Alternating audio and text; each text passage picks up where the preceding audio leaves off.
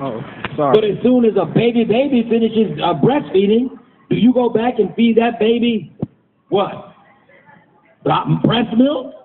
No, you don't. So why do you feed that a grown person cow's milk?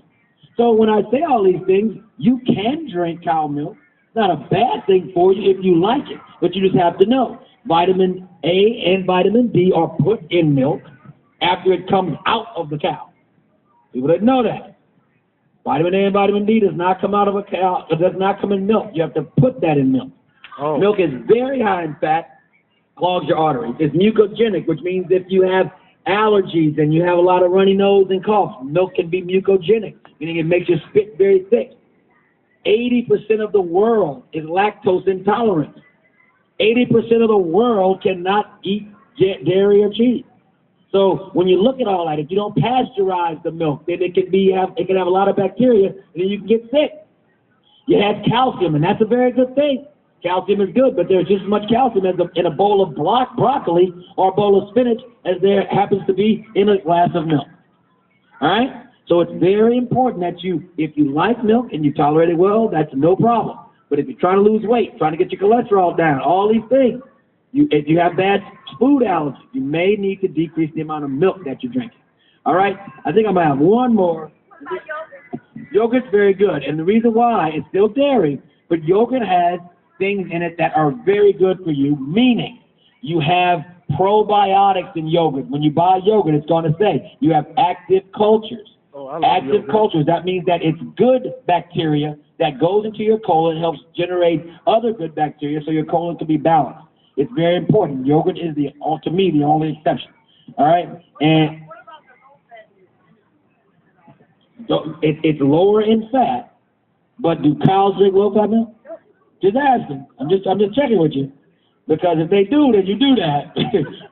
But if you like milk, I'm not trying to, I want you look great. You look great. I don't want you to change doing a lot of things you're doing. I just need you to make the decision based on some knowledge. So next time you're about to drink that milk, you'll say, wow, this might be cow pus I'm drinking. Gross. Now, are carrots good for vision? No. Boy, see, we get the mixed up now. Carrots are full of beta carotene. That's why they're called carrots, right? But are they good for vision? Yes. Will they improve your vision? No. Okay. That's why I'm wearing glasses. Right. So why? Bugs Bunny eats carrots. The whole concept of milk, of carrots being good for your eyes was perpetuated a milk a long time ago during the war when people were trying to show that the airline pilots that were fighter pilots were eating lots of carrots, so their vision was better than the other pilots. And this was in 30s, 40s. This was a long time ago. And that myth has been perpetuated. So is beta carotene good for your vision?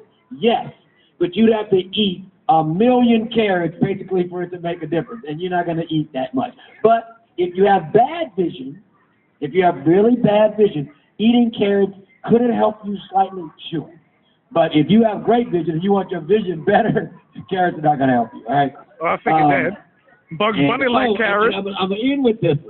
This is. Oh no, I got two more. Y'all want a couple more?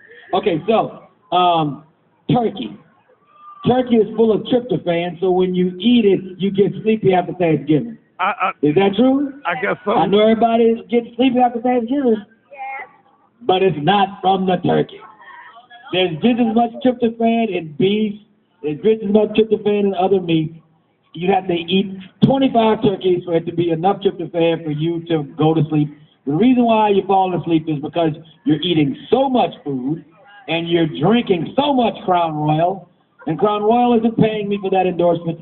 I'm just saying you're drinking too much of it, and that's why you get sleepy and you get tired of your friends and your family because they get on your nerves and you want to go to sleep.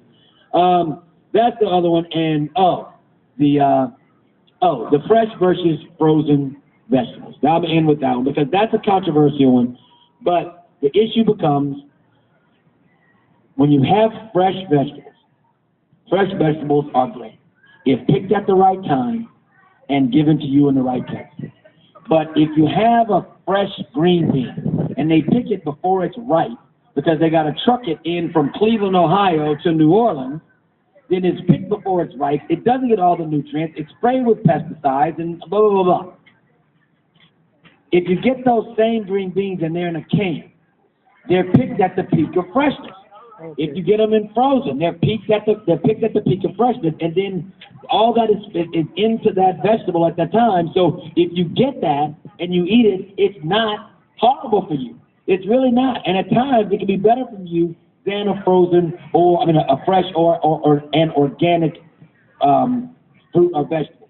And the reason why I threw organic in there is because it's important to realize that if you go to Whole Foods, Whole Foods, okay, if you go there and you can only afford a small amount of organic broccoli, but you could go to a regular store and get a week's worth of non-organic broccoli, please get the week's worth of non-organic broccoli, because that week's worth of non-organic broccoli is going to do you much better than a little bit of organic broccoli, because there's not a lot of regulation on organic or natural. People can say whatever they want about organic and natural, but there's not really real guidelines for that. There's some very mild, non-stringent guidelines, so you don't really necessarily know that something is what that means, whether it's organic or not.